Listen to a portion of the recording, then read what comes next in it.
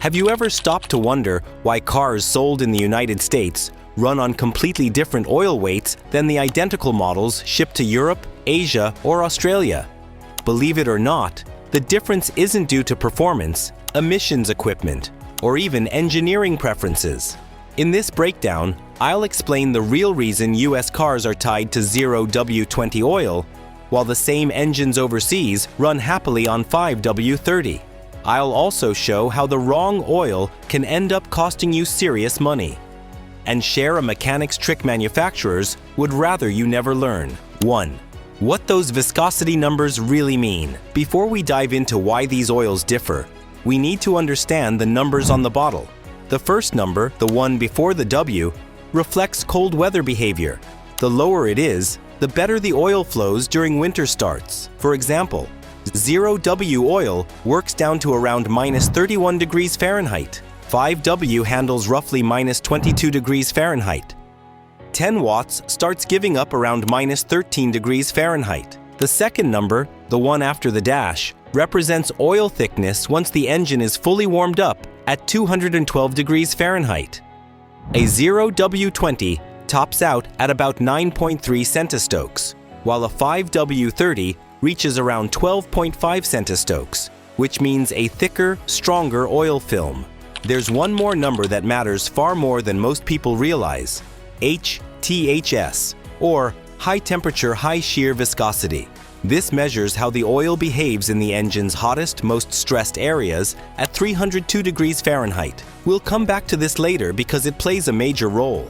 2. Do manufacturers actually recommend different oil weights? Absolutely, and it's not a small difference. Honda, for example, published work in the 1990s showing 0W20 improved fuel economy. Yet for more than a decade now, Honda has recommended thicker oils such as 5W30 for their cars in Europe, Africa, South America, Australia, and the Middle East. They're not the only ones. Mazda specifies 0W20 for the US, but 5W30 for Mexico and most of the planet. Nissan goes even thicker in tropical markets. Toyota has even started pushing 0W16 in the US, while the same cars down under allow 10W30. If thick oils were harmful, manufacturers wouldn't recommend them anywhere. So what's going on? 3. The real reason the US gets 0W20. Oil recommendations in the United States aren't primarily about engineering. They're about compliance, specifically meeting CAFE fuel economy standards enforced by the EPA. If an automaker's average fuel economy falls even 1/10 of a mile per gallon short, the fines stack up quickly. $17 per vehicle per 0.1 miles per gallon. Between 2011 and 2020, US automakers paid around $1.1 billion in penalties. How do you squeeze out an easy, cheap bump in MPG? You guessed it, thinner oil. 0W20 can improve fuel economy by roughly 2 to 3%. That small gain, multiplied across millions of vehicles, is worth millions of dollars in avoided fines. So manufacturers push the thinnest oil possible in the US, even if it isn't the ideal choice everywhere. 4. Why thin oil boosts MPG. Inside your engine, everything that moves is fighting resistance from the oil. Thicker oil acts like trying to stir a milkshake.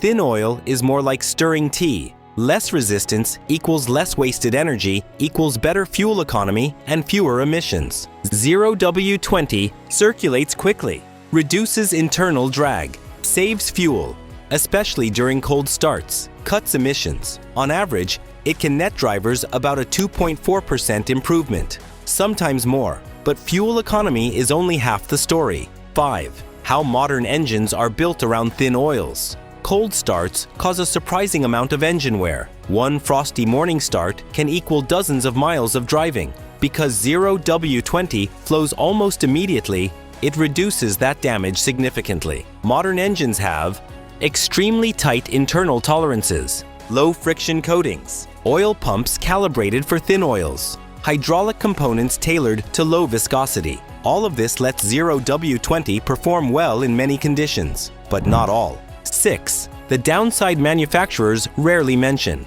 Although synthetic 0W20 can survive roughly 400 degrees Fahrenheit, certain engine designs, especially turbocharged or GDI engines, expose the oil to localized temperatures around 480 degrees Fahrenheit near the piston rings. At that point, 0W20 starts to evaporate or break down.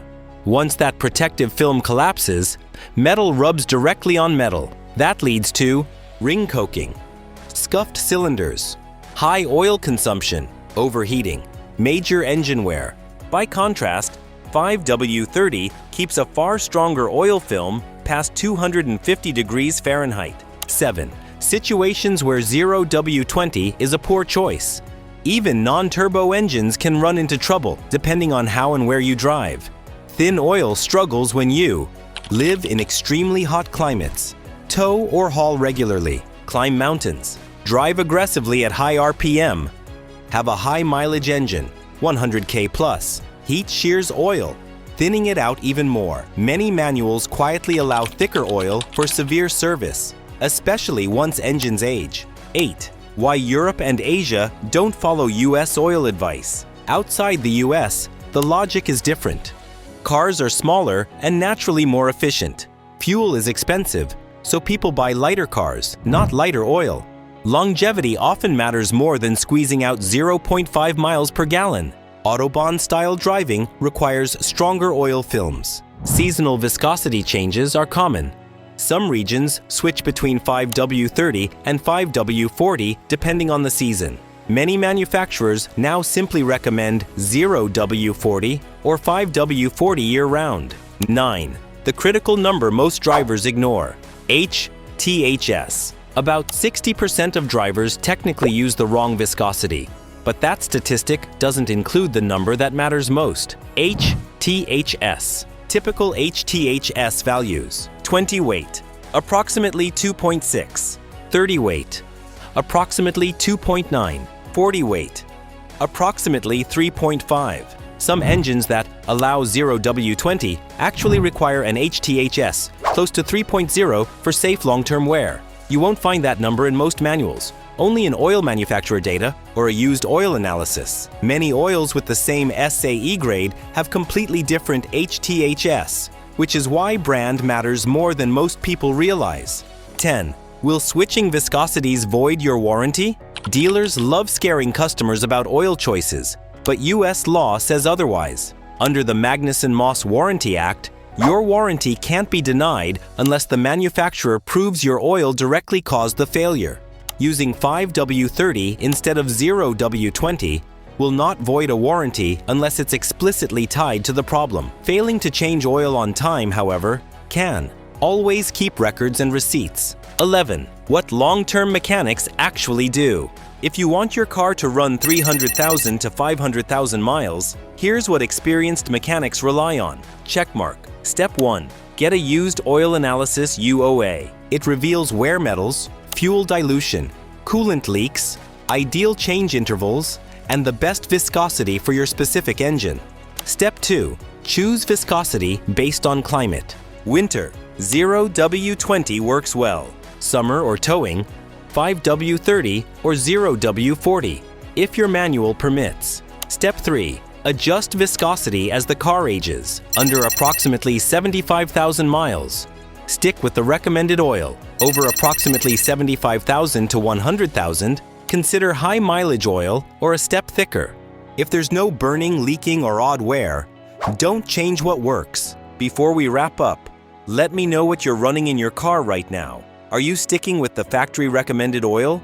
Or have you switched to something thicker? I'm really curious to hear your experiences. If this breakdown helped clear things up, do me a favor, hit that like button, subscribe, and tap the bell so you don't miss any future deep dives. I post new videos every week on the stuff manufacturers don't always tell you. Maintenance tips, hidden engineering details, and real-world tests that actually matter to your car's life. Thanks for watching, and I'll see you in the next one. Drive safe.